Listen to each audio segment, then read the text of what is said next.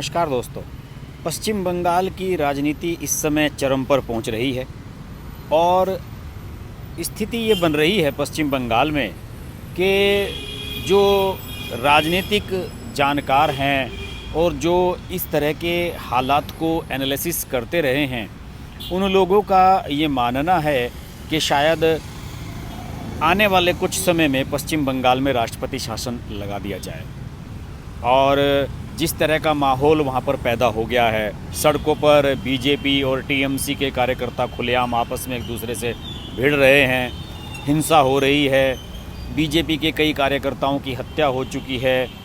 और इसके अलावा बीजेपी के जो राष्ट्रीय अध्यक्ष हैं जेपी नड्डा, हाल ही में उनके काफ़िले पर हमला हो गया। कैलाश विजयवर्गीय जो कि प्रभारी हैं वहाँ के, वो घायल हो गए। मुकुल राय जो कि पहले सांसद भी रहे हैं और टीएमसी से बीजेपी में आए थे, अब बीजेपी के बड़े नेता हैं पश्चिम बंगाल में, उनको भी चोटें आई। तो इस पूरे प्रकरण ने इस पूरे घटनाक्रम को, जो टीएमसी, ममता बनर्जी और बीजेपी के बीच में जो संघर्ष चल रहा है, उसे टॉप लेवल पर पहुंचा दिया है। अपने चरम पर अब ये मामला नज़र आ रहा है। और इस मामले में जिस तरीके से केंद्र सरकार ने दखल किया, वहाँ के डीजीपी और जो वहाँ के गृह सचिव हैं उनको तलब किया, इससे मामला और भी गंभीर होता जा रहा है। सबसे दिलचस्प इसमें जो घटनाक्रम है वो ये हुआ है कि केंद्र सरकार के बुलाने के बावजूद पश्चिम बंगाल की सरकार ने ये फैसला किया है कि हम अपने डीजीपी और मुख्य सचिव को वहाँ नहीं भेजेंगे। ये एक बहुत ही दिलचस्प डेवलपमेंट है और ये डेवलपमेंट साफ दिखाता है कि किस तरीके से केंद्र और ममता बनर्जी के बीच में टकराव बढ़ गया है। जो खबर आ रही है उसमें ये कहा है कि मुख्य सचिव अलापन बंदोपाध्याय ने केंद्रीय गृह सचिव अजय भल्ला को पत्र लिखकर कहा है कि उन्हें 14 दिसंबर को राज्य के अधिकारियों की मौजूदगी के बिना बैठक करने का अनुरोध करने का निर्देश दिया गया है। और नड्डा के काफ़िले पर जो हमला हुआ उसके बाद राज्यपाल जगदीप धनखड़, उन्होंने भी एक रिपोर्ट भेजी है और उसके बाद डीजीपी वीरेंद्र और बंदोपाध्याय दोनों को 14 दिसंबर को तलब किया गया। बंदोपाध्याय ने अपने पत्र में लिखा कि इस मामले को लेकर हमने समीक्षा कर ली है और राज्य में कानून व्यवस्था की समीक्षा को लेकर पूरी सब कुछ किया जा रहा है और ऐसे में वो वहाँ पर शायद नहीं जाएंगे इस बैठक में भाग लेने के लिए।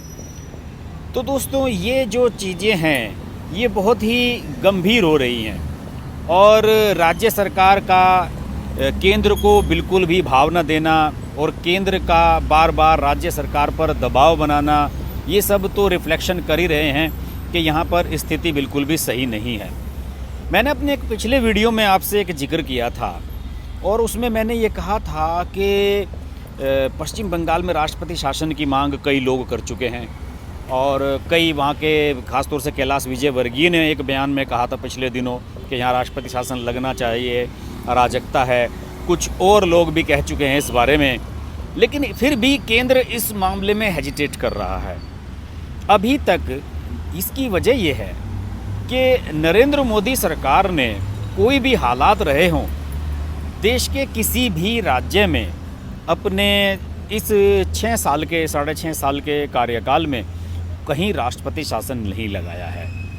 और केवल अगर जम्मू कश्मीर को अपवाद छोड़ दे, जम्मू कश्मीर की स्थिति के बारे में आप जानते ही हैं, वहाँ तो बीजेपी ने खुद सरकार बनाई थी पीडीपी से मिलकर, लेकिन बाद में वहाँ राष्ट्रपति शासन लगाने के लिए मजबूर होना पड़ा। कश्मीर को इससे अगर एक्सेप्शनल केस रख दिया जाए तो कई राज्य ऐसे आए जहाँ पर राष्ट्रपति शासन लग सकता था। महाराष्ट्र में स्थिति बड़ी विकट थी, कोई भी सरकार बनाने की स्थिति में नहीं नज़र आ रहा था, वहाँ भी राष्ट्रपति शासन की उम्मीद की जा रही थी, लेकिन बीजेपी ने इस पर ज़्यादा गंभीरता से विचार नहीं किया। और मुझे लगता है कि प्रधानमंत्री नरेंद्र मोदी नहीं चाहते हैं कि जनता के बीच में ऐसा मैसेज दिया जाए कि जैसे कि इंदिरा गांधी के समय में 10-12 राज्यों में सरकारें गिरी थी और वहाँ पर राष्ट्रपति शासन इंदिरा गांधी ने लगाया था।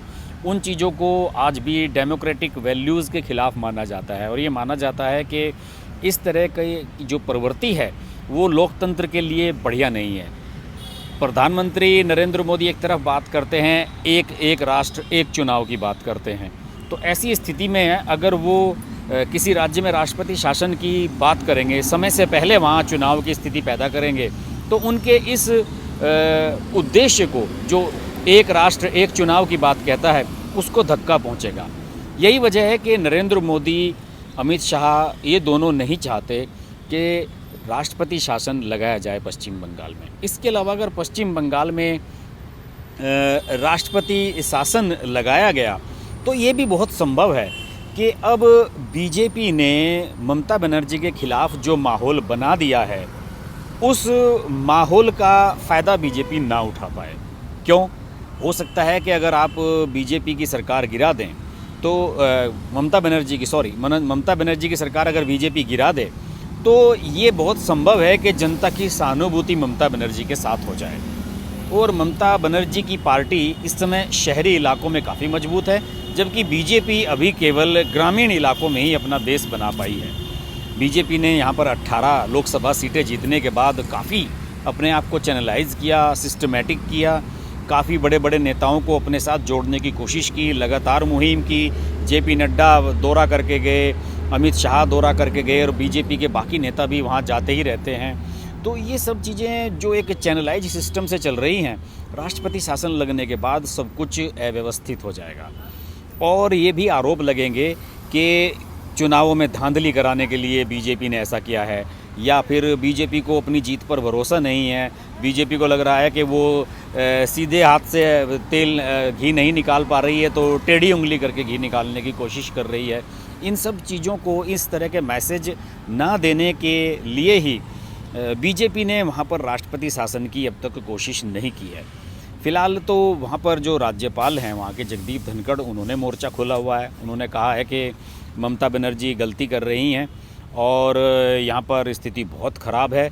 और इसके अलावा जो ममता बनर्जी की एक बयान रिलीज हो रहा है, वीडियो वायरल हो रहा है, जिसमें वो कह रही हैं कि चड्डा, नड्डा, फड्डा, भड्डा सब यही हैं। मतलब वो इन लोगों पर मजाक कर रही हैं, कमेंट कर रही हैं।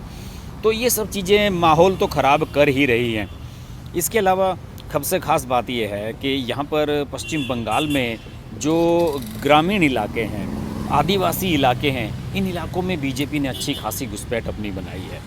और इस घुसपैठ का जो असर है बीजेपी को साफ नज़र आ रहा है। और उन्हें ये लग रहा है कि जो टीएमसी के कार्यकर्ता कुछ कर रहे हैं या बीजेपी के कार्यकर्ता मैदान में जाकर भिड़ रहे हैं, तो इसका मैसेज ये जा रहा है कि यहाँ पर पश्चिम बंगाल में ममता बनर्जी के अगेंस्ट कोई फोर्स नहीं है बीजेपी के अलावा। इसमें सबसे बड़ी कमी है कांग्रेस और वाम दलों की, जो कि बिल्कुल भी मैदान से साफ हैं। और उन्होंने मैदान छोड़ दिया है कि लीजिए, इसमें ये जो बॉक्सिंग रिंग है, इसमें एक मुक्केबाज टीएमसी है और एक दूसरा मुक्केबाज बीजेपी का है, तो हम इसमें नहीं हैं। और वो चुपचाप मूक दर्शक बनकर देख रहे हैं सारी चीज़ों को। यही वजह है कि बीजेपी यहाँ पर सेंस कर रही है कि उसे इस बार विधानसभा चुनावों में शानदार सफलता मिल सकती है। ये सेंस कुछ उसी तरीके का है जिस तरीके का अभी पिछले दिनों हैदराबाद के नगर निकाय के जो चुनाव हुए जीएचएमसी के, उनमें जिस तरीके से बीजेपी एकदम से उछलकर सामने आई है। बीजेपी हैदराबाद में भी उसे सफलता मिली, 4 सीटें लोकसभा की जीती थी तेलंगाना में बीजेपी, और अब पश्चिम बंगाल में 18 लोकसभा सीटें जीतने के बाद तो उसका जो मोराल है वो बहुत टॉप लेवल पर है। यही वजह है कि बीजेपी एक निगेटिव माहौल के बीच में चुनाव में नहीं जाना चाहती, क्योंकि अगर यहाँ राष्ट्रपति शासन लगाया गया तो उसके बाद चुनाव के प्रचार के दौरान ममता बनर्जी और टीएमसी ये कह सकते हैं कि हमें सीधे सीधे हराने की स्थिति में बीजेपी नहीं थी, इसलिए उसने बैकडोर से एंट्री करने के लिए यहाँ पर राष्ट्रपति शासन लगा दिया। फिलहाल कुछ भी हो सकता है, अगले कुछ घंटे इसके लिए बहुत दिलचस्प होंगे, हो सकता है अगले 3-4 दिनों में कुछ हो। लेकिन मेरा अपना मानना है कि नरेंद्र मोदी और अमित शाह नहीं चाहेंगे कि पश्चिम बंगाल में राष्ट्रपति शासन लगाकर विधानसभा चुनाव में जाया जाए। देखते हैं क्या होता है। पश्चिम बंगाल पर हमारी नज़र लगातार बनी हुई रही है। देखते रहिए हर्ष की बात लाइव। नमस्कार। अगर आपको हमारी वीडियो पसंद आई तो वीडियो को लाइक करें, चैनल को सब्सक्राइब करें और नोटिफिकेशंस के लिए बेल आइकन को प्रेस करें।